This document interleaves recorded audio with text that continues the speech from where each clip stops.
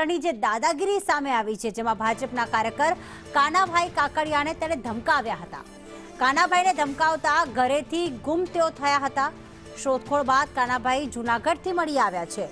Kanabhai Kakadiya Bhajap IT સેલના in charge છે. હર્ષિલની ધમકી બાદ કાનાભાઈએ નો જે રાજીનામા અંગે મેસેજ પણ અત્યારે વાયરલ થઈ રહ્યો છે.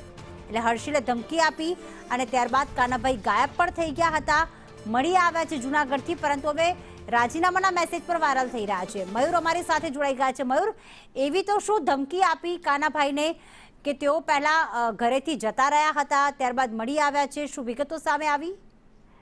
પ્રીતિ, પ્રાથમિક રૂપથી જ્યારે પ્રમુખ પદની વરણી હતી ત્યારથી આ વિવાદ ચાલતો હતો. ત્યારબાદ કાનાભાઈ છે તેને સોશિયલ મીડિયામાં પોસ્ટ મૂકી હતી અને આ પોસ્ટને લઈને નવનિર્વાચિત પ્રમુખ છે સંજય પીપળિયા, તેના પુત્ર હર્ષિલે ધમકી આપી હતી કે તમે જો આ પોસ્ટ ડિલીટ નહીં કરો તો તમને તમારા ઘરેથી અથવા તો તમે જિલ્લા પંચાયત આવશો ત્યાંથી તમને ઉપાડી લેવામાં આવશે અને સબક શીખવાડવામાં આવશે. આ વાતથી ડરી જઈને કાનાભાઈ છે એ પોતાના ઘરેથી ચાલ્યા ગયા હતા. તેનો મોબાઈલ પર તેઓ ઘરે રાખી ગયા હતા અને 12 કલાક સુધી ગુમ રહ્યા હતા. ત્યારબાદ તેની શોધખોળ આચરતા તેઓ જૂનાગઢથી મળી આવ્યા છે.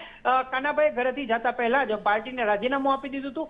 પ્રીતિ, ગંભીર બાબત એ છે કે પ્રમુખની વરણી થઈ ચૂકી છે, પરંતુ આખો મામલો 3 થી 4 દિવસ પહેલાથી ગાજતો હતો. હર્ષિલની ધમકીના ઓડિયો ક્લિપો પણ વાયરલ થયા છે અને એક કરતા અનેક વખત હર્ષિલે ધમકી દીધાની વિગતો સામે આવી રહી છે. અર્જુન ખાટડિયાના કાનાભાઈ સમર્થક માની રહ્યા છે અને તેમના લઈને તેમને પોસ્ટ કરી હતી. ત્યારબાદ આ પ્રકારની ધમકીનો મારો આવતા તેઓએ ડરી જઈને આખું પગલું ભર્યું હતું. રાજકોટ કાનાભાઈ પહોંચે બાદ તેઓએ આ પગલું શા માટે ભર્યું હતું, કયા પ્રકારની વધુ ધમકી આપવામાં આવતી હતી, એ તમામ વિગતો તેઓ જણાવશે. આભાર તમામ વિગતો માટે.